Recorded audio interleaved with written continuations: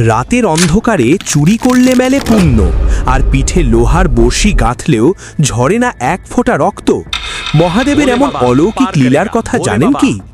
মহাদেব আর তার ভক্তদের এই অদ্ভুত সুন্দর গল্প নিয়ে মন শুদ্ধির আরও একটা নতুন পর্বে আপনাদের সবাইকে স্বাগত।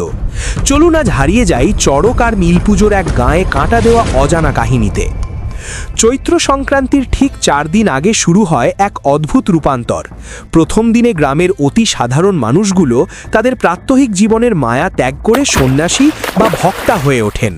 নদী বা পুকুরে স্নান সেরে চুল নখ কেটে তারা এক অবিশ্বাস্য কাজ করেন। নিজেদের জন্মগত গোত্র চিরতরে ভুলে গিয়ে 4 দিনের জন্য শিবগোত্র বা রুদ্রগোত্র গ্রহণ করেন। নতুন পৈতে বা উত্তরীয় পরে তারা হয়ে ওঠেন মহাদেবের একেবারে ঘরের লোক। আর নিয়ম মেনে শুরু হয় মাটিতে শোয়া এবং একবেলা নিরামিষ হবিষ্যান্ন খাওয়া। এরপর দ্বিতীয় দিনে শুরু হয় ভক্তির এক কঠিন পরীক্ষা।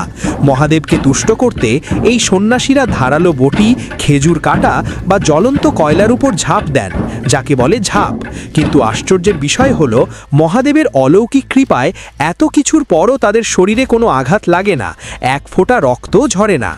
এই কৃচ্ছ সাধনের পর আসে তৃতীয় দিন, অর্থাৎ আবেগপূর্ণ নীল পুজো বা নীল ষষ্ঠী। এদিন নীলকণ্ঠ শিবের সাথে দেবী পার্বতীর বিয়ের উৎসব পালিত হয়। গ্রামের মায়েরা সারাদিন উপোস থেকে সন্ধ্যায় শিব মন্দিরে নীলের বাতি জ্বালান এবং শিবলিঙ্গে জল ঢালেন। আর সন্ন্যাসীরা এদিন শিব গৌরী সেজে বাড়ি বাড়ি ঘুরে গাজনের গান গেয়ে ভিক্ষা সংগ্রহ করেন। কিন্তু সবচেয়ে রহস্যময় ঘটনাটি ঘটে এই নীল পুজোর রাতেই। সন্ন্যাসীরা দল বেঁধে গ্রামের গৃহস্থের গাছের ডাব বা নারকেল চুরি করে খান।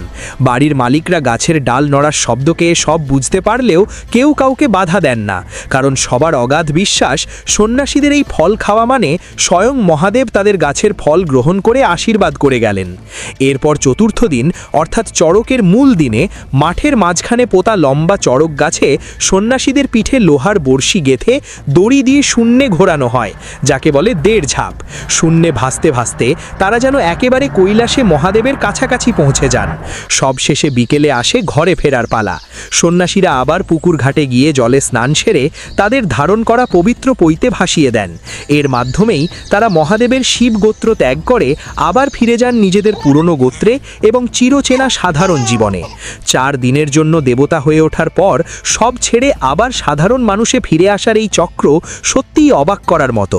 আমাদের আজকের এই অজানা তথ্যগুলো আপনাদের কেমন লাগলো তা কমেন্ট করে অবশ্যই জানাবেন।